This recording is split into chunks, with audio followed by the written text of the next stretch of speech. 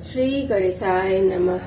अध्याय 34। सप्त ऋषियों के समझाने तथा मेरु आदि के कहने से पत्नी सहित हिमवान का शिव के साथ अपनी पुत्री के विवाह का निश्चय करना तथा सप्त ऋषियों का शिव के पास जा उन्हें सब बात बताकर उन अपने धाम को जाना। ब्रह्मा जी कहते हैं, नारद, तदंतर वशिष्ठ ने प्राचीन काल में राजा अन्यण के द्वारा अपनी कन्या पद्मा का पीपलाद के साथ विवाह करने की तथा धर्म के वरदान से पीपलाद के तरुण अवस्था रूप गुण सदा स्थिर रहने वाले यौवन कुबेर और इंद्र से भी बढ़कर धन ऐश्वर्य भक्ति सिद्धि एवं समता प्रदान करने की तथा पद्मा के स्थिर यौवन सौभाग्य संपत्ति एवं भर्ता के द्वारा पद्म गुणवान 10 पुत्रों के प्राप्त करने की कथा सुनाकर, शैलेंद्र, तुम मेरे कथन के सार तत्व को समझकर अपनी पुत्री पार्वती का हाथ महादेव जी के हाथ में दे दो और मैना सहित तुम्हारे मन में जो पुरुष है उसे त्याग दो। आज से 1 सप्ताह व्यतीत होने पर अत्यंत शुभ एवं दुर्लभ मुहूर्त आने वाला है। उस समय चंद्रमा लग्न के स्वामी होकर अपने पुत्र बुध के साथ लग्न में ही स्थित होंगे। उनका रोहिणी नक्षत्र के साथ योग होगा। चंद्रमा और तारे शुद्ध होंगे। मार्गशीर्ष मास के अंतर्गत संपूर्ण दोषों से रहित सोमवार को जबकि लग्न पर संपूर्ण शुभ ग्रहों की दृष्टि होगी, पाप ग्रहों की दृष्टि नहीं होगी तथा बृहस्पति ऐसे स्थान पर स्थित होंगे जहां से वे उत्तम संतान और पति का सौभाग्य देने में समर्थ होंगे। ऐसे मुहूर्त पे तुम अपनी कन्या मूल प्रकृति ईश्वरी जगदम्बा पार्वती को जगत पिता भगवान शिव के हाथ में देकर कृतार्थ हो जाओ। ऐसा कहकर ज्ञान शिरोमणि मुनिवर वशिष्ठ नाना प्रकार की लीला करने वाले भगवान शिव का स्मरण करके चुप हो गए। वशिष्ठ जी की बात सुनकर सेवक और पत्नी सहित गिरिराज हिमालय बड़े विस्मित हुए और दूसरे पर्वतों से बोले। हिमालय ने कहा, गिरिराज मेरु, सहा, गंधमादन, मंदरांचल, मैनक और विंध्याचल आदि पर्वतश्वरों, आप सब लोग मेरी बात सुनो। वशिष्ठ जी ऐसी बात कह रहे हैं, अब मुझे यह क्या करना चाहिए, इस बात का विचार करना है। आप लोग अपने मन से सब बातों का निर्णय करके जैसा ठीक लगे वैसा करें। हिमाचल की यह बात सुनकर सुमेरु आदि पर्वत भली भांति निर्णय करके उनसे प्रसन्नता पूर्वक बोले। पर्वतों ने कहा, महाभाग, इस समय विचार करने से क्या लाभ है। जैसे ऋषि लोग कहते हैं उसके अनुसार ही कार्य करना चाहिए। वास्तव में यह कन्या देवताओं का कार्य सिद्ध करने के लिए उत्पन्न हुई है। इसने शिव के लिए ही अवतार लिया है, इसलिए यह शिव को ही देनी चाहिए। यदि इसने रुद्रदेव की आराधना की है और रुद्रदेव ने आकर इसके साथ वार्तालाप किया है, इसका विवाह उन्हीं के साथ होना चाहिए। ब्रह्मा जी कहते हैं, नारद, उन मेरो आदि पर्वतों की यह बात सुनकर हिमाचल बड़े प्रसन्न हुए और गिरिजा भी मन ही मन हंसने लगी। अरुंधति भी अनेक कारण बताकर नाना प्रकार की बातें सुनाकर एवं विविध प्रकार के इतिहासों का वर्णन करके मैना देवी को समझाया। तब शैल पत्नी मेनका सब कुछ समझ गई और प्रसन्नचित हो उन्होंने मुनियों को, अरुंधति जी को और हिमाचल को भी भोजन कराकर स्वयं भोजन किया। तदंतर ज्ञानी गिरि श्रेष्ठ हिमाचल ने उन मुनियों की भली भांति सेवा की। उनका मन प्रसन्न और सारा भ्रम दूर हो गया था। उन्होंने हाथ जोड़ प्रसन्नता पूर्वक उन महर्षियों से कहा। हिमालय बोले, महाभाग, सप्त ऋषियों, आप लोग मेरी बात सुने। मेरा सारा संदेह दूर हो गया। मैंने शिव पार्वती के चरित्र सुन लिए। अब मेरा शरीर, मेरा पत्नी मेना, मेरे पुत्र पुत्री, रिद्धि सिद्धि तथा अन्य सारी वस्तुएं भगवान शिव की ही हैं, दूसरे किसी की नहीं। ब्रह्मा जी कहते हैं, नारद, ऐसा कहकर हिमाचल ने अपनी पुत्री की ओर आदर पूर्वक देखा और उसके वस्त्राभूषणों से विभूषित करके ऋषियों की गोद में बिठा दिया। तत्पश्चात वे शैलराज पुनः प्रसन्न हो उन ऋषियों से बोले, यह भगवान रुद्र का भाग है, इसे मैं उन्हीं को दूंगा, ऐसा निश्चय कर लिया है।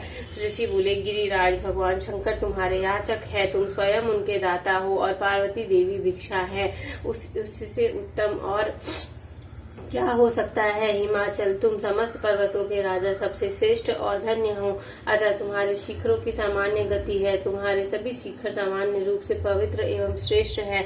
ब्रह्मा जी कहते हैं, नारद ऐसा कहकर निर्मल अंतःकरण वाले उन मुनियों ने गिरिराज कुमार पार्वती को हाथ से छूकर आशीर्वाद देते हुए कहा, शिवे तुम भगवान शिव के लिए सुखदायिनी हो, तुम्हारा कल्याण होगा। जैसे शुक्ल पक्ष में चंद्रमा बढ़ते हैं उसी प्रकार तुम्हारे गुणों की वृद्धि हो। ऐसा कहकर सब मुनियों ने गिरिराज को प्रसन्नता पूर्वक फल फूल दे के विवाह के पक्के होने का दृढ़ विश्वास कर लिया।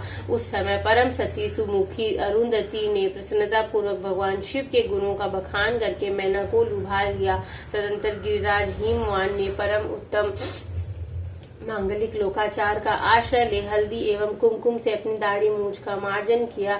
तत्पश्चात चौथे दिन उत्तम लग्न का निश्चय करके परस्पर संतोष दे वे सप्तऋषि भगवान शिव के पास चले गए। वहां जाकर शिव को नमस्कार और विविध सुक्तियों से उनका सत्वन करके वे वशिष्ठ आदि सब मुनि परमेश्वर शिव से बोले। ऋषियों ने कहा, देव देव महादेव परमेश्वर ब्रह्मा प्रभु, आप प्रेम पूर्वक हमारी बात सुने। आपको इन सेवकों ने जो कार्य किया है उसे जान ले। महेश्वर, हमने नाना प्रकार के सुंदर वचन और इतिहास सुनाकर गिरिराज और मैना को समझा दिया।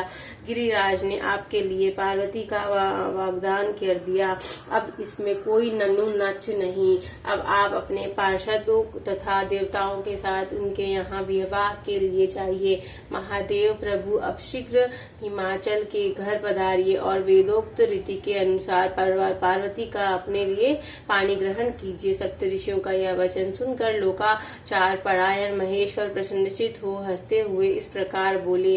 महेश्वर ने कहा, महाभाग सप्तऋषियों, विवाह को तो मैंने न कभी देखा है और न सुना है। तुम लोग ने पहले जैसा देखा है उसके अनुसार विवाह की विशेष विधि का वर्णन करो। महेश्वर के इस अलौकिक शुभ वचन को सुनकर वे ऋषि हंसते हुए देवादिदेव भगवान सदाशिव से बोले। ऋषियों ने कहा, प्रभु आप पहले तो भगवान विष्णु को विशेषता उनके पार्षदों सहित शीघ्र बुला ले, फिर पुत्रों सहित ब्रह्मा जी को, देवराज इंद्र को, समस्त ऋषियों को, यक्ष गंधर्वों, किन्नर सिंध विद्याधर और अप्सराओं को प्रसन्नता पूर्वक आमंत्रित करे। उनको तथा अन्य सब लोगों को यहाँ सादर पूर्वक बुला ले।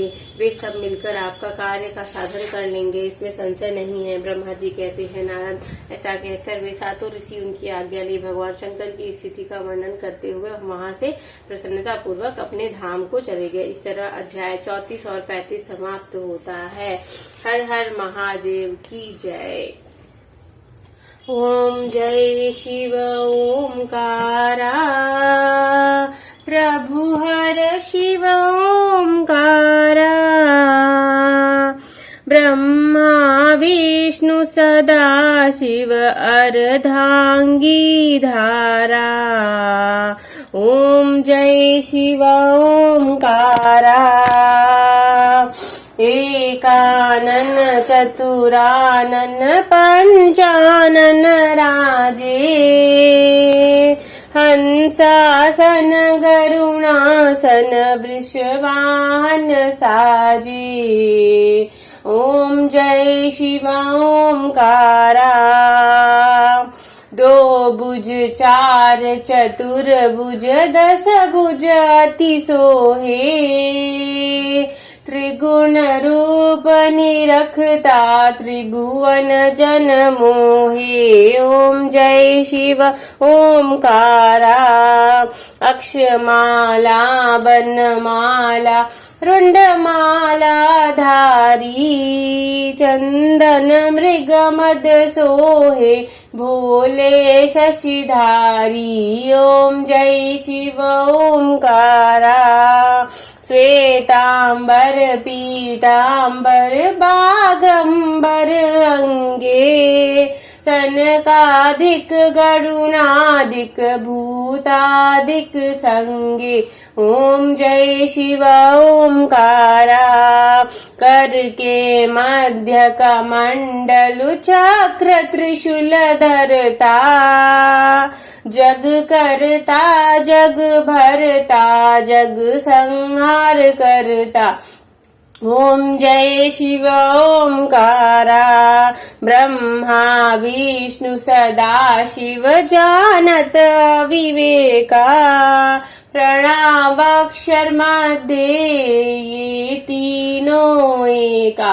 ओम जय शिव ओंकारा काशी में विश्वनाथ विराजत नंदी ब्रह्मचारी नित उठी भोग लगावत महिमाति भारी। ओम जय शिव ओंकारा त्रिगुण शिव जी की आरती जो कोई नर गावे कहत शिवानंद स्वामी मन वांछित फल पावे। ओम जय शिव ओंकारा बोलो हर हर महादेव की जय, पार्वती पते की जय, शिव शंभू।